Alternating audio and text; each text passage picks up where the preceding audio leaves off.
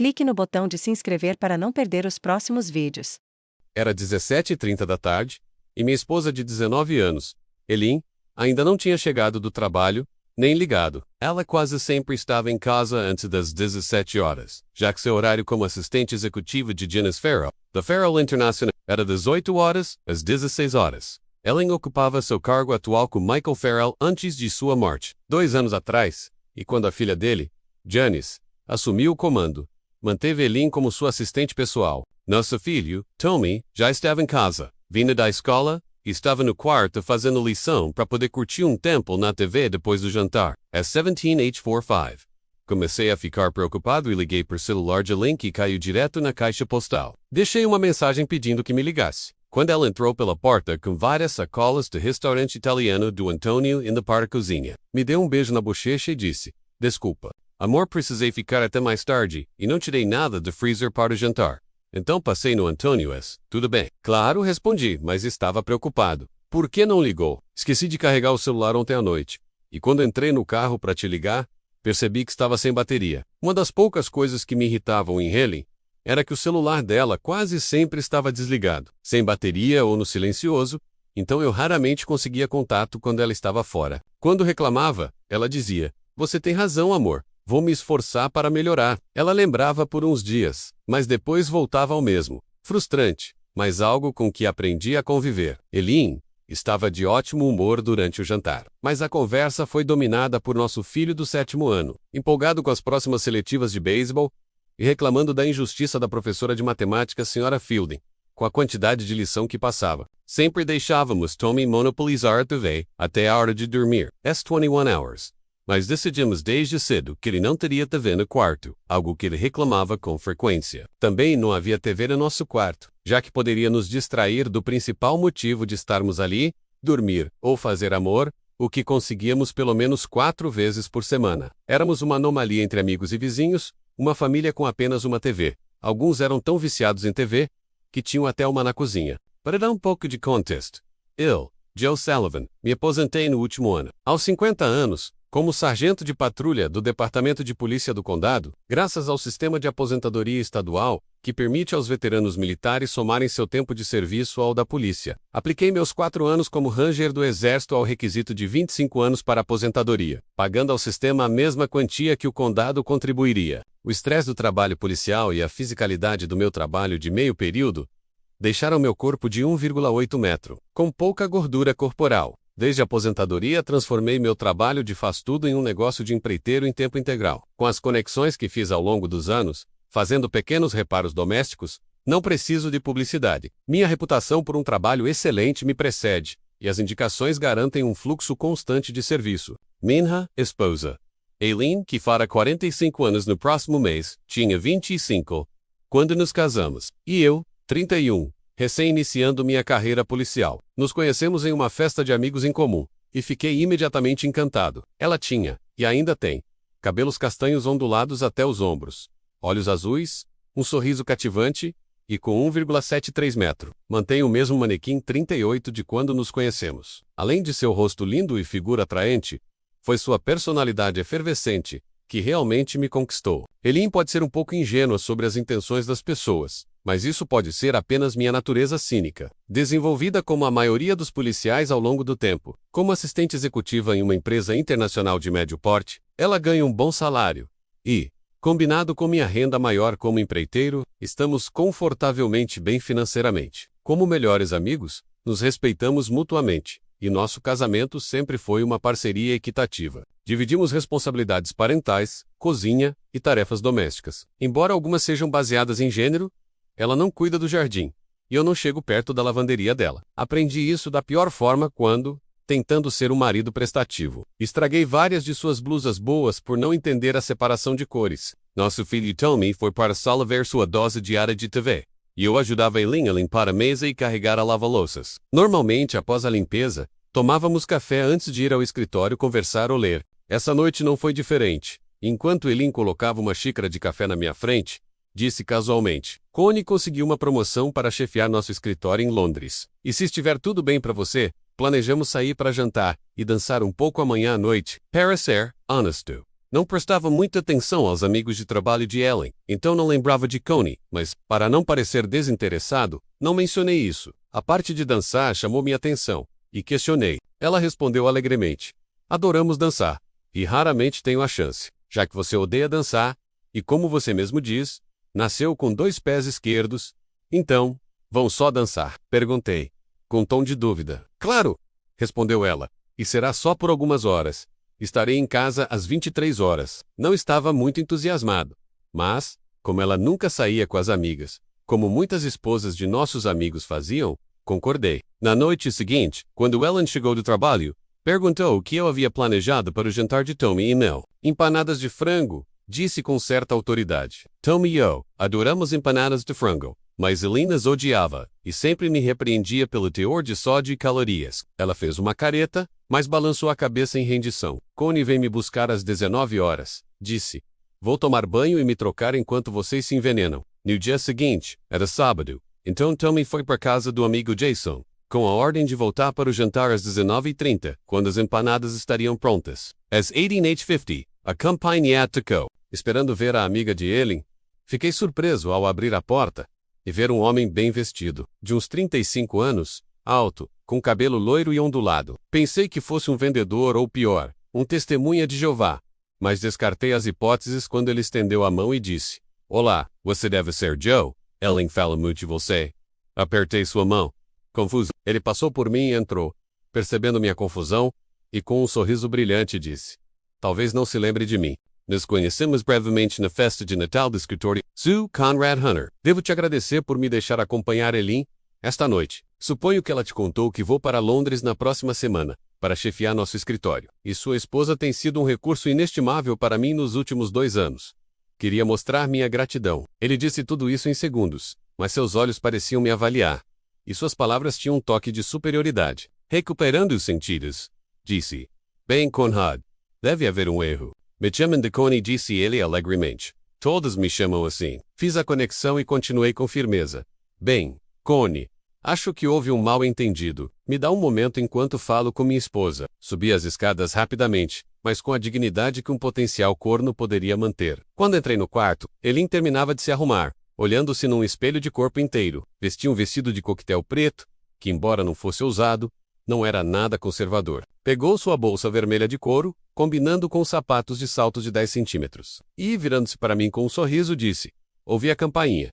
Deve ser Connie. Como estou? Não respondi, mas minha expressão de raiva e incredulidade deve ter feito ela perguntar: O que houve, Joe? Você parece perturbado.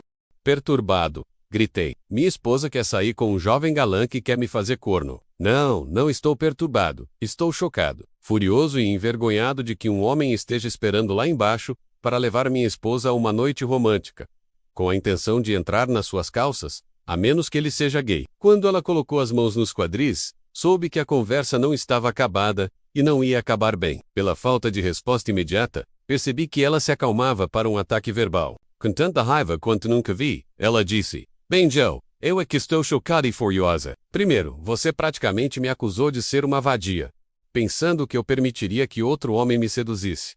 Sua insinuação é mais que insultante, é dolorosa. Segundo, trabalho com Connie há 2 anos, e ele sempre foi um perfeito cavalheiro. Nunca, e quero dizer nunca, me insinuou ou disse uma palavra inadequada, pegando a bolsa e indo para a porta.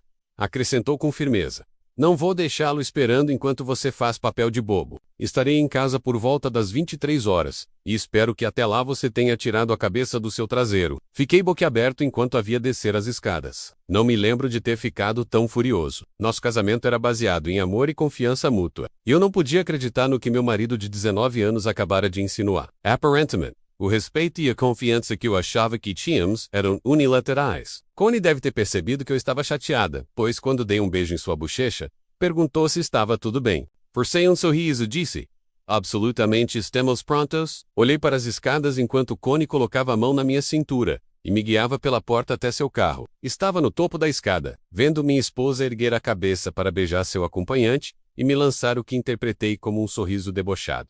Ele passou o braço pela cintura dela e a levou pela porta. A raiva que sentia era não só por Ellen, mas por mim mesmo, por não ter sido mais firme em impedi-la de sair. Isso desrespeitava nosso casamento, e colocava nossa relação em risco. Relembrando a conversa de ontem, quando ela mencionou sair para jantar e dançar com um colega. Agora me perguntava se ela intencionalmente evitou pronomes como ele, e usou apenas Connie. Era improvável que alguém evitasse pronomes sem querer, o que me levava a suspeitar de uma artimanha para me enganar. Ela não esperava que eu lembrasse de uma apresentação de 5 segundos, numa festa de escritório lotada, quase um ano atrás. No carro, Connie fazia conversa fiada, mas eu estava tão irritada com Joe, que não ouvi grande parte. Percebi que minha mente vagava quando ele perguntou: então, o que acha? Desculpe, Connie, disse.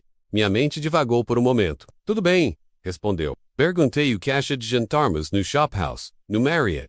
Tem um bom clube de dança lá. Forçando minha briga recente com Joe para fundo da mente, respondi. Parece ótimo. Nunca estive lá, mas ouvi coisas boas. Ele me olhou com curiosidade, e estendendo a mão para apertar a minha, que estava no meu colo, perguntou: tá tudo bem, querida? Você parecia chateada ao descer as escadas. E o breve encontro com seu marido me deu a impressão de que ele não estava de acordo com nossa saída. As palavras querida e saída, e o aperto de mão, não passaram despercebidos, mas não acenderam alertas. Afinal, conhecia esse homem há 2 anos, e muitos homens chamam amigas de querida. E, bem, suponho que de certo modo, era uma saída, mas não do jeito que eu interpretava. Você tem razão, respondi. Supus que te lembrava da festa, especialmente porque mais tarde, ele perguntou inocentemente com quem eu estava dançando. Pensando bem, talvez eu não tenha usado Connie e tenha dito Conrad, não lembro. Acho que, quando você apareceu, ele percebeu que Connie não era a amiga que esperava, e teve a impressão errada. Escuta, querida, disse ele com simpatia.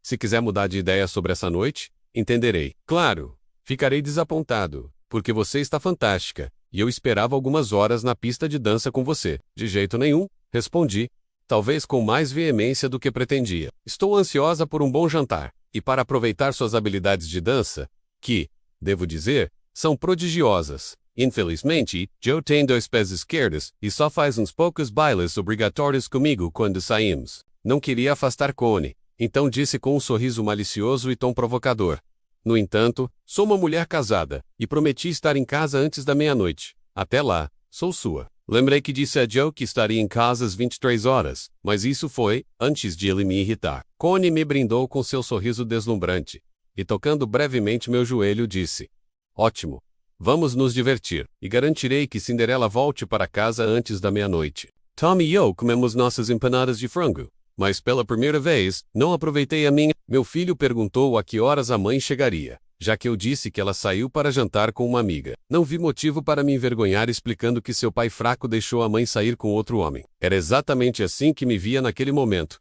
Fraco, quanto mais pensava, mais furioso ficava. Normalmente, o horário de Tommy nos fins de semana era 22 horas, mas essa noite estendi por 1 hora. Às 23 horas, mandei-o para a cama com um abraço. Ele era grande demais para beijos. Sabia que isso o envergonhava. Sentei na sala, vendo TV, não mudou. Esperou no ouvido, um carro, na entrada. Minha raiva só aumentava, e eu pretendia ter uma conversa séria com Eileen quando ela voltasse. Tinha certeza de que a relação dela era profissional, mas uma mulher casada não sai para jantar e dançar com outro homem. Pelo menos, não a minha mulher. Apesar do que disse antes, confiava em Eileen, mas não naquele cretino com quem ela saiu. Talvez fosse meu instinto de policial, ou apenas de um marido ciumento com uma esposa atraente. De qualquer forma, a fachada de cavalheiro dele não escondia o lobo que eu via em seus olhos. Só esperava que minha chapeuzinho vermelho não fosse enganada pela pele de ovelha. As 23h30. Resisti à vontade de ligar para o celular de Ellen, mas às 23h45 não aguentei mais. Sabia que o em casa às 23 horas virou por volta das 23 horas, mas esperava que ela atendesse e dissesse que estava a caminho. Mas, uma vez, a ligação caiu na caixa postal, e não deixei mensagem. Sabia que o telefone dela estava desligado de propósito, o que só alimentou minha raiva. Tivemos um jantar maravilhoso no Shop House, precedido por 2 cosmopolitans para mim e algumas cervejas para a Connie. Não posso dizer que não gostei dos elogios dele, sobre como meu marido era sortudo por ter uma esposa tão bonita, charmosa e sexy. Quando mencionei minha idade na conversa, ele elevou ainda mais meu ego, dizendo que achava que eu tinha me casado com um homem mais velho e que não parecia ter mais de 35 anos. Mulheres adoram elogios, e eu não era exceção. Quase esqueci minha discussão com Joe, e estava ansiosa para subir a pista de dança com Connie. A banda era excepcional, e dançamos quase sem parar por 1 hora, só sentando quando começava uma música lenta. Discretamente, Ele me tirava da pista quando a banda fazia uma pausa. Fui ao banheiro feminino, e ao voltar, Connie tinha um Cosmopolitan fresco me esperando e uma cerveja para ele. Estava sedenta de tanto dançar, e provavelmente bebi mais rápido que o normal, porque, quando a banda voltou e fomos à pista, senti-me um pouco tonta. Algumas músicas depois, começou uma lenta, e não resisti quando Connie me tomou nos braços. A próxima música também era lenta, e eu estava grata por me segurar nele, já que os efeitos da última bebida me deixaram instável e um pouco zonza. Percebendo meu mal-estar, Connie sugeriu que sentássemos. Guiando-me para a nossa mesa, ele sentou ao meu lado, em vez de na frente como fazia antes. À 1 hora da manhã, liguei 5 vezes para o celular de Elin. Clique no botão de se inscrever para não perder os próximos vídeos. Deixei 3 mensagens, a última sendo: Elin, se isso é para me punir, entendi. Mas espero que me ligue imediatamente. Se não tiver notícias em meia hora, vou para a cama e tranco a porta. Para você passar a noite com seu amante, sabendo que destruiu um grande casamento e uma família feliz. Estava mais que furioso, e minha imaginação começava a me pregar peças. À 1h30, nada. Não fui para a cama. Fiquei na sala, duvidando se teria um casamento pela manhã. Senti a mão de Connie deixar a minha e começar a acariciar o interior da minha coxa. Mas me sentia impotente para me mover. Embora soubesse que estava ficando excitada, tentei falar, mas minha capacidade de formar palavras estava afetada. Estava envergonhada por ter ficado tão bêbada. Sentia-me zonza, mas mais como se tivesse uma experiência extracorpórea, meu corpo incapaz de obedecer. A mão dele estava tão alta na minha coxa que seu dedo mindinho roçava minha calcinha. Parte do meu cérebro pedia para parar, mas outra parte gostava da estimulação. Em algum momento, lembro vagamente de uma voz desconexa falando comigo.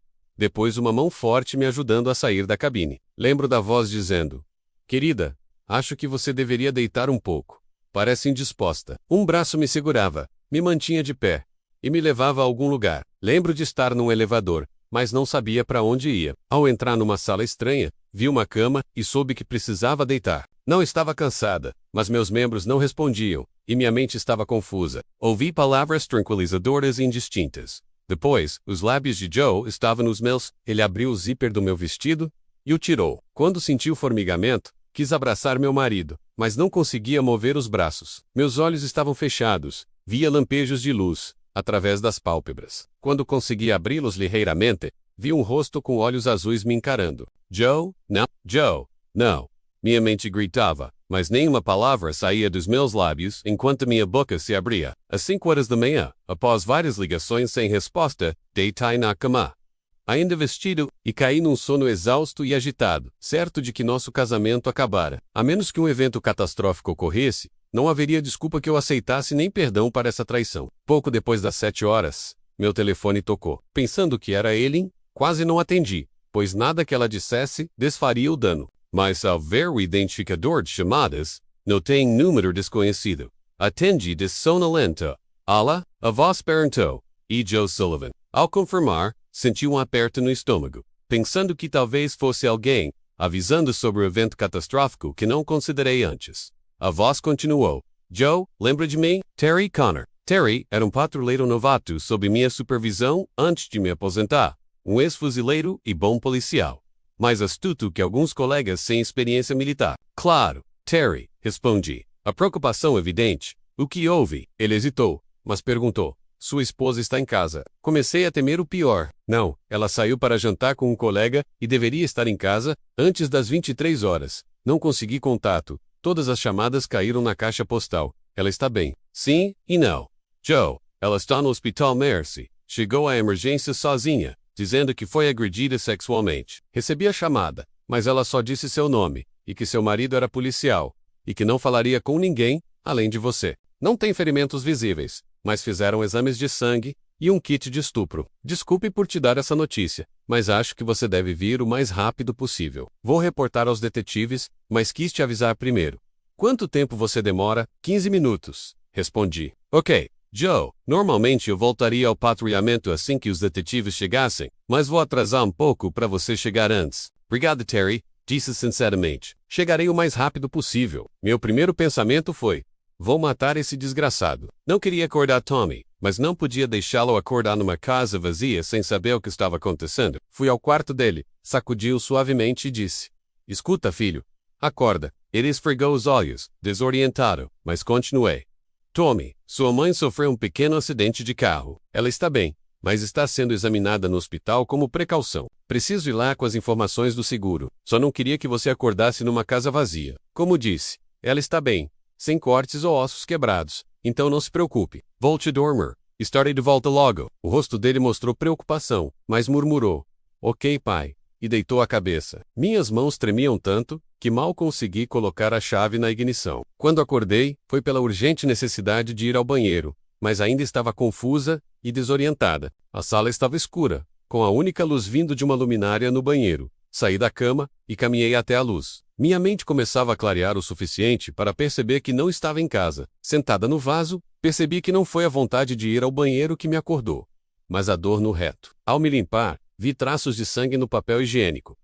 E então percebi que fui abusada. Enquanto ainda estava no banheiro, imagens da noite anterior começaram a surgir na minha consciência, e o pensamento do que provavelmente fizeram comigo me deu náuseas. Comecei a vomitar, mal tendo tempo de me virar e cair de joelhos. Quando não havia mais nada no estômago, levantei, nua, apoiando-me na pia, olhando para uma mulher que mal reconhecia. Meus olhos estavam injetados. Havia marcas de mordida nos 2 seios, e meu cabelo estava emaranhado e rígido. Vergonha e culpa me inundaram como uma onda traiçoeira na praia, que te derruba e arrasta. Não podia suportar olhar para a mulher no espelho, que não refletia a esposa confiante e mãe amorosa, que deveria me encarar. Ainda apoiada na pia, abaixei a cabeça, e as lágrimas começaram a rolar. Quando finalmente consegui olhar novamente para a imagem horrível à minha frente, soube que minha ingenuidade estúpida e obstinação teimosa me custaram meu autorrespeito, a perda do meu marido e provavelmente o respeito do meu filho. Se tivesse faca ou arma, teria matado o desgraçado que roubou minha vida para sua gratificação sexual egoísta. Como pude ficar tão bêbada?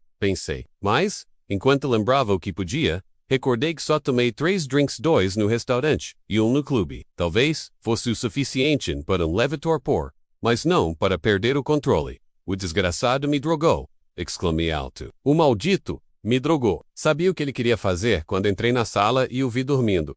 Nu, deitado de costas, com seu instrumento de destruição. Pensamentos de arrancar seus olhos, cortar seus testículos e arrancar seu membro passaram pela minha mente, mas sabia que não tinha força física para isso. Era o que eu queria fazer, mas de repente, soube o que precisava fazer, e rapidamente, em silêncio, comecei a agir. Demora quase 15 minutos para chegar à emergência, e, fiel à sua palavra, Terry me esperava. Devido ao horário, havia poucas pessoas na sala de espera, onde ela está. Quase exigi, indo em direção aos cubículos. Terry me parou com uma mão firme no meu peito e disse: Espera, Joe, ela está dormindo. Deram um sedativo para acalmá-la. Estava bastante histérica. Os detetives estarão aqui em minutos. Aproveite para preparar sua história. Preparar minha história, disse, irritado. O que quer dizer com isso? Terry, com aparência e física de fuzileiro, apesar da minha boa forma, era 15 anos mais jovem e claramente mais forte. Ele colocou a mão no meu braço, apertando meu bíceps, e me levou a um canto, longe de ouvidos curiosos. Escuta, Joe, estou do seu lado, sussurrou. Não sei da sua situação matrimonial e não quero saber. O que sei é que às 4h15, sua esposa chegou aqui de táxi, dizendo que foi estuprada. Vão querer saber onde você estava, por que ela não estava em casa com a família, com quem estava e como chegou aqui, vestida para uma noite, na cidade. Ela não respondeu essas perguntas quando perguntei. Só disse que não falaria com ninguém além de você. Por respeito a você, não insisti. Mas os detetives vão, então só digo para ter seus pensamentos claros, para minimizar as consequências para você e sua família. Antes que eu pudesse agradecer a Terry, 2 coisas aconteceram. 2 detetives chegaram, e o médico da emergência se aproximava. Um detetive era homem, o outro, mulher, que não reconheci. O homem, Harvey Berg, eu conhecia de muitas cenas de crime. Um policial da velha guarda, com cerca de 30 anos de experiência. Quando a Harvey viu o médico se aproximar, hesitou. E quando a detetive mulher continuou andando, ele pôs a mão no ombro dela e disse algo baixo. Ela não pareceu feliz, mas parou. O médico perguntou se eu era o marido da paciente, e não passou despercebido que ele não disse vítima. Terry deu um tapinha nas minhas costas e saiu. O médico com leve sotaque do Oriente Médio disse: Sr. Sullivan, sou o Dr. Nadal.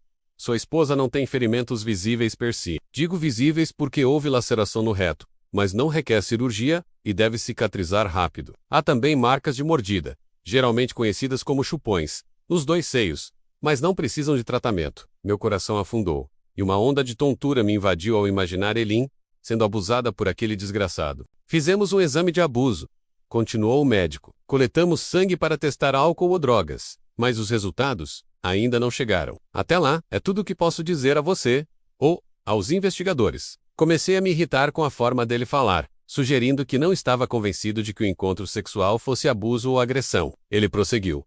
Sua esposa recusou responder perguntas sobre o incidente, exceto afirmar que foi drogada e abusada, insistindo em falar só com você. Por ora, não vejo motivo para interná-la, mas gostaria de atrasar a alta até os resultados dos exames de sangue. Então, estarei em melhor posição para decidir. Foi administrado um sedativo leve para reduzir sua agitação, mas ela está acordada e você pode vê-la.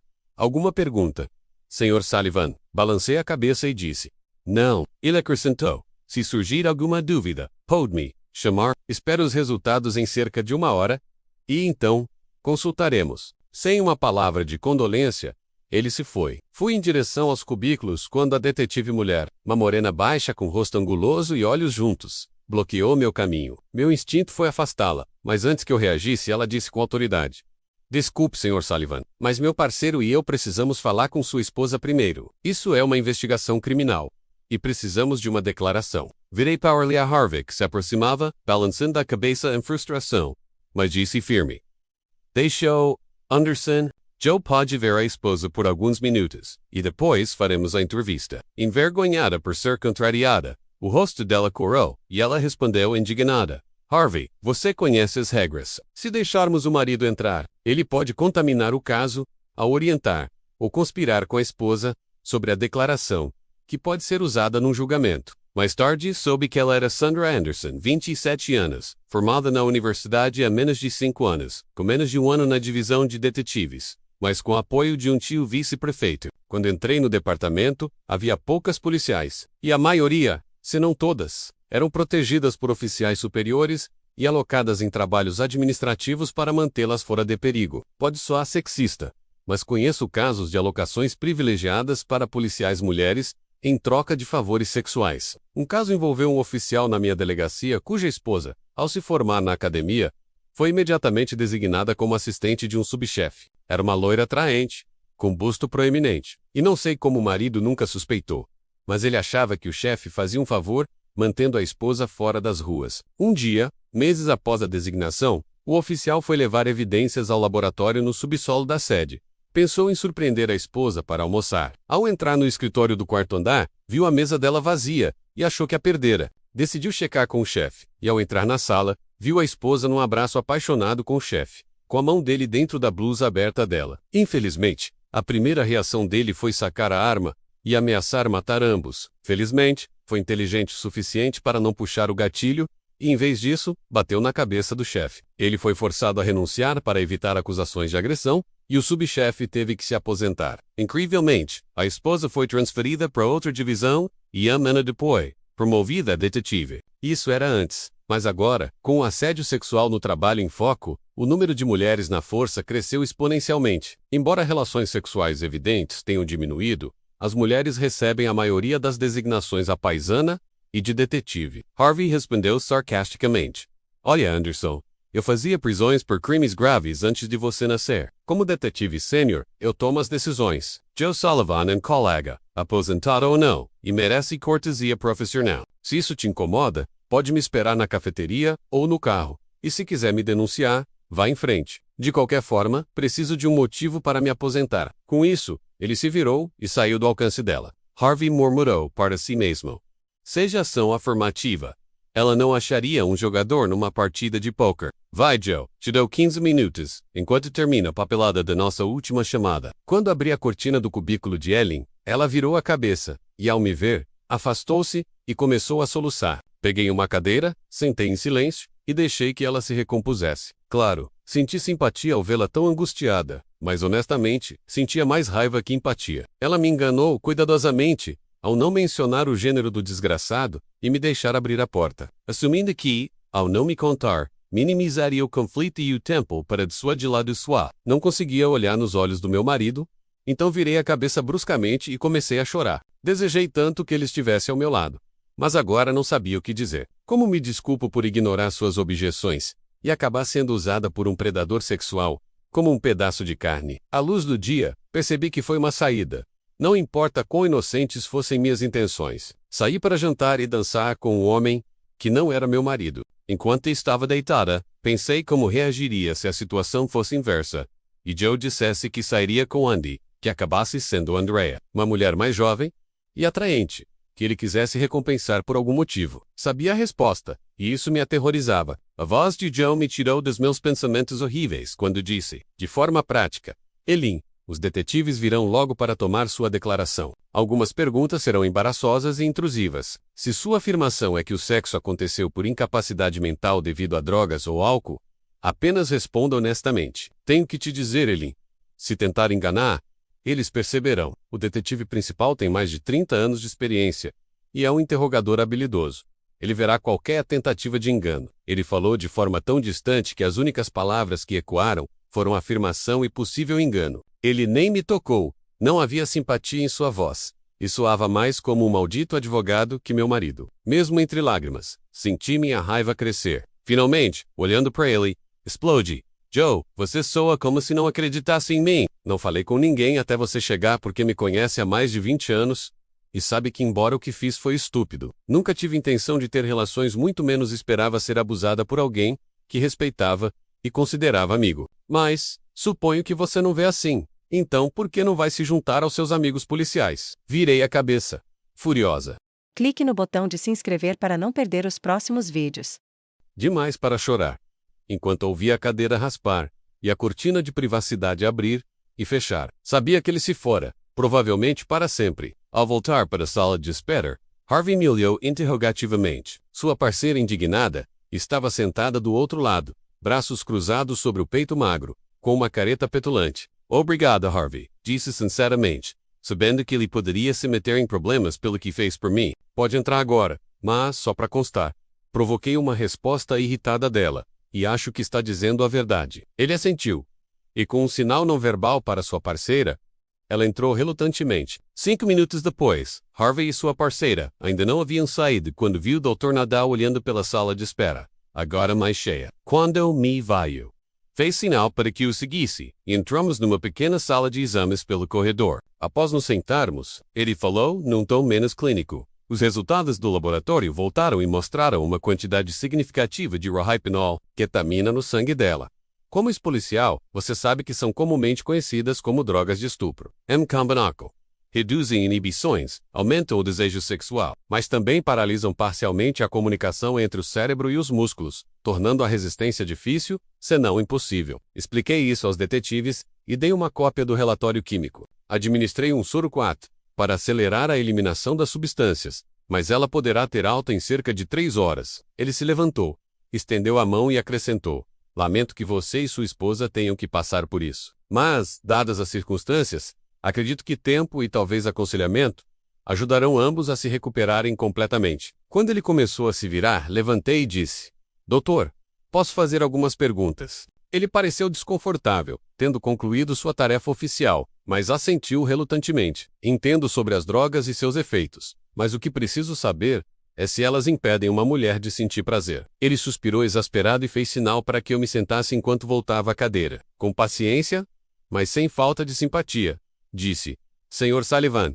não posso responder com certeza, mas posso dizer que, quando os órgãos sexuais são estimulados o suficiente, o corpo pode reagir, mas o cérebro pode não acompanhar. A reação do corpo é estritamente fisiológica, sem envolvimento cerebral ou emocional voluntário. Em casos assim, para responder à sua pergunta implícita sobre se sua esposa pode ter sentido um orgasmo, sim, é bastante possível. Mesmo vítimas não drogadas e abusadas à força, às vezes relatam orgasmos, o que agrava seu tormento, porque seus corpos as traíram ao sentir prazer num ataque indesejado. Lembre-se, seja drogada ou forçada, a ação é involuntária, assim como a dor. Ele deu um tapinha no meu ombro, levantou e saiu, provavelmente aliviado por eu não ter mais perguntas difíceis. Não notei que Harvey e sua parceira estavam perto da entrada da área de tratamento, aparentemente esperando o médico sair. Quando Harvey se aproximou, sua parceira me olhou com menos hostilidade, mas não se juntou a nós, permitindo que Harvey entregasse as notícias,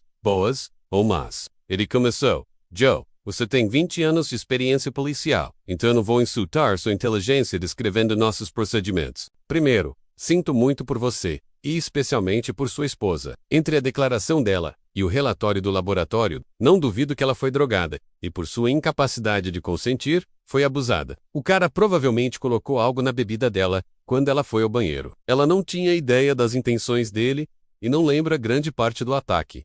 Agora, vem a parte difícil. Dói dizer isso, e se fosse para um estranho, seria uma violação significativa do protocolo, e poderia ser acusado de má conduta. Pelo bem da sua família, especialmente da sua esposa, eu não recomendaria processar esse desgraçado. Comecei a protestar, mas ele me interrompeu. Escute, Joe, qualquer que seja sua decisão, eu te apoio. Você sabe melhor que ninguém como nosso sistema legal pode ser falho. Se o desgraçado conseguir um advogado decente, primeiro vão insinuar que sua esposa saiu intencionalmente com ele. Sim, sei que ela te pegou desprevenido sem intenção. Ela explicou as circunstâncias. Mas, para um júri, o fato de ela ter saído para jantar, beber e dançar pode ser muito prejudicial para um veredicto de inocência. Quanto às drogas, a defesa vai argumentar que ela as tomou voluntariamente para reduzir inibições. Há precedentes disso no país todo. Algumas mulheres usaram essas drogas por conta própria. Também vão dizer que quando ela percebeu quanto tempo passou na sala, viu que o casamento estava em risco, inventou uma história de ir ao hospital para se proteger e salvar o casamento. Não preciso te dizer como os advogados podem ser cruéis. Vão arrastar vocês dois pela lama, e a imprensa local vai retratar você como um marido permissivo, e ela como uma esposa promíscua. Por extensão, uma má mãe. Haverá consequências para seu filho com os colegas. E no final, é provável que o desgraçado saia impune. Joe, fale com sua esposa. Obtenha a opinião dela, porque ela tem que decidir. Mas, vou precisar de uma resposta antes de sair daqui. Posso redigir isso como um caso de uma esposa desviada que foi pega